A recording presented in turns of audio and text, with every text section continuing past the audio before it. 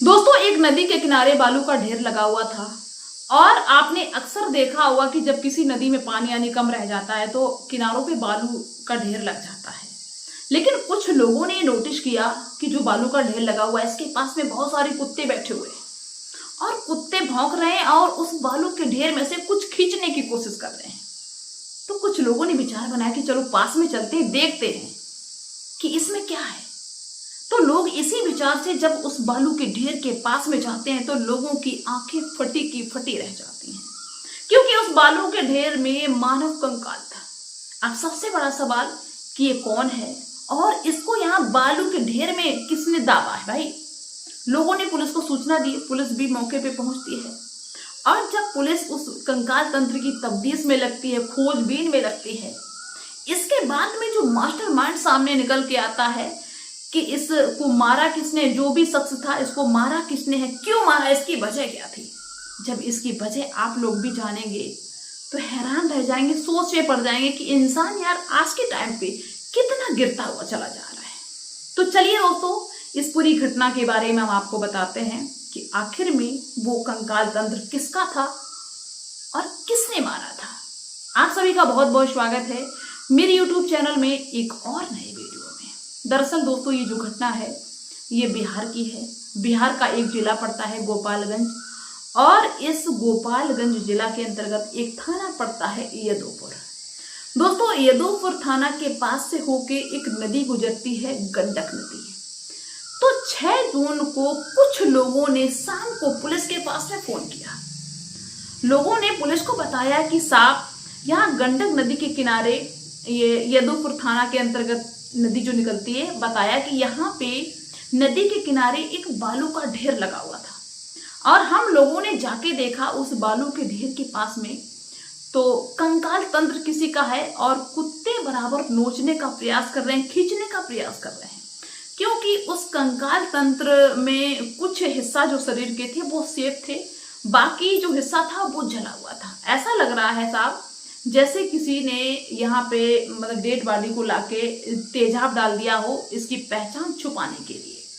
जब दोस्तों पुलिस ने ये सूचना सुनी, खबर सुनी, तो पुलिस तुरंत वहां पे पहुंचती है जहां पे वो कंकाल तंत्र था। दोस्तों, उसकी छानबीन होती है, उस कंकाल तंत्र को निकाला जाता है बालू के ढेर में से। तो देखते हैं पुलिस वाले सभी लोग देखते हैं कि ये कंकाल तंत्र एक लगभग 14-15 साल की लड़की का है, क्योंकि उसके शरीर में जो कपड़े थे उससे अंदाजा लग रहा था कि 14-15 साल की लड़की है और इसकी पहचान को छुपाने के लिए इसके पूरे शरीर में यहाँ रख के तेजाब डाल दिया गया है और बालू से ढक दिया गया है। शायद है कि जिसने भी ऐसा काम किया है वो नहीं चाहता है कि पुलिस या लोग कोई भी इसकी पहचान कर पाए। दोस्तों, अब पुलिस के सामने सबसे बड़ी समस्या ये कि अब तो कोई प्रूफ है नहीं, कोई ऐसी चीज नहीं जिससे कि हम पता कर सकें ये लड़की किसके घर की है और इसको किसने मारा है, कैसे पता किया जाए। अब पुलिस के पास में सिर्फ एक ही रास्ता है। पुलिस ने उस कंकाल तंत्र के बारे में, उस लड़की के बारे में जो भी जानकारी थी, जो भी मौके से उनको प्राप्त हुआ, सब कुछ न्यूज भी दे दिया, सोशल मीडिया पे डाल दिया, न्यूज पे डाल दिया। आसपास जितने भी थाने थे सब थानों में ये सूचना कर दी कि भाई इसके बारे में कोई जानता हो, ऐसे ऐसे यहाँ पे कंकाल तंत्र मिला है, किसी को जानकारी हो, कहीं पे कोई गुमशुदगी की रिपोर्ट दर्ज हो किसी थाने में, तो मुझसे तुरंत संपर्क करें। दोस्तों, पुलिस ने सूचना डाल दी और पुलिस ने क्या किया कि उस कंकाल तंत्र को पोस्टमार्टम के लिए भेज दिया। लेकिन 7 जून को दोस्तों क्या होता है, ये 6 जून की बात थी, 7 जून को पुलिस के पास में एक गुप्त तरीके से फोन आता है।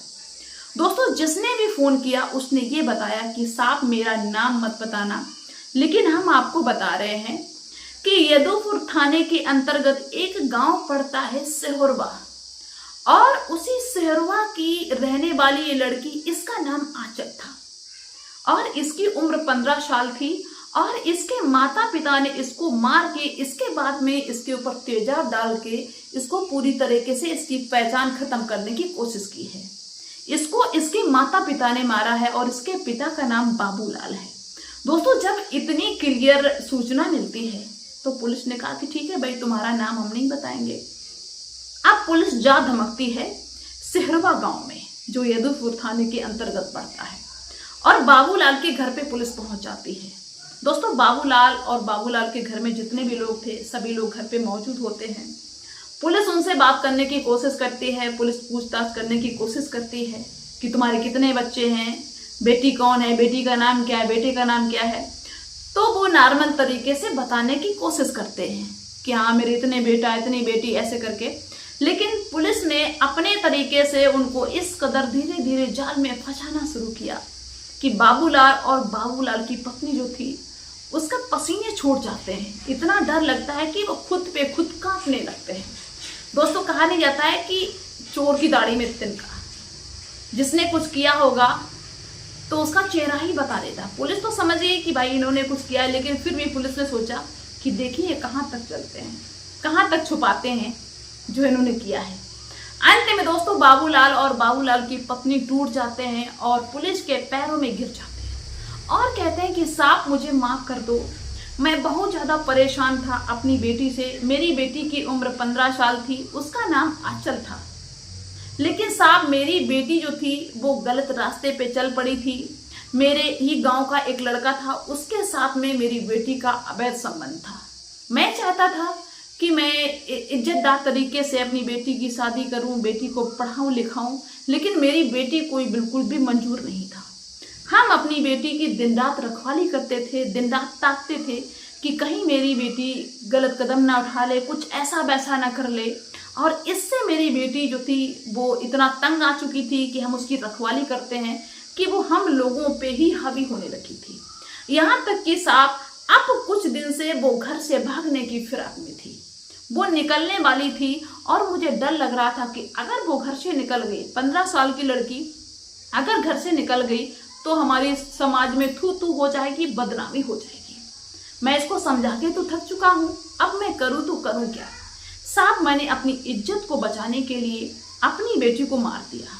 मुझे गुस्सा आ गया क्योंकि उससे हम कुछ भी कहते थे, कुछ भी उसको समझाने की कोशिश करते थे तो वो मेरे ऊपर ही चढ़ती चली आती थी। ना मेरी पत्नी को डरती थी, ना मुझसे डरती थी। उसको जो करना होता था, जिस वक्त घर से निकलना होता था वो निकल लेती थी। तो मुझे इतना ज़्यादा गुस्सा आ गया कि मैंने अपनी बेटी का गला दाब दिया। और जब मेरी बेटी की मौत हो गई तो मैंने सोचा कि अब मैं कुछ ऐसा करूं जिससे कि मैं पकड़ में ना आऊं।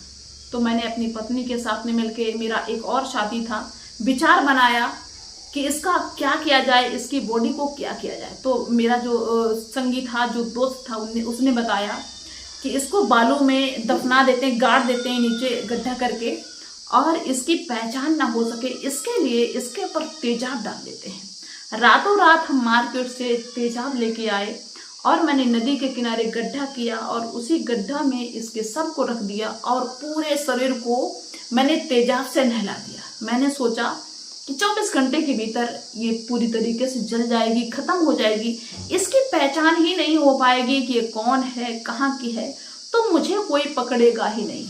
लेकिन साहब पता नहीं कैसे इसकी पहचान हो गई और मैं पकड़ में आ गया। दोस्तों, जो बाबूलाल था वो इतना रोने लगता है, पैरों में पुलिस के पड़ा हुआ है और कहता है साहब मुझे माफ कर दो, मुझसे गलती हो गई। लेकिन दोस्तों पुलिस ने उन तीनों आरोपियों को गिरफ्तार कर लिया, जो भी इसमें शामिल था सबको गिरफ्तार कर लिया। उनके ऊपर कड़ी से कड़ी कार्रवाई होगी। लेकिन दोस्तों आपने देखा होगा कि इस बढ़ते हुए टाइम के साथ में जाने कितने ऑनर किलिंग के मामले आ रहे हैं, जहां पे माँ बाप अपनी झूठी शान के लिए, अपनी इज्जत के लिए, अपने बच्चों की जिंदगी के साथ में ही खेल जाते हैं।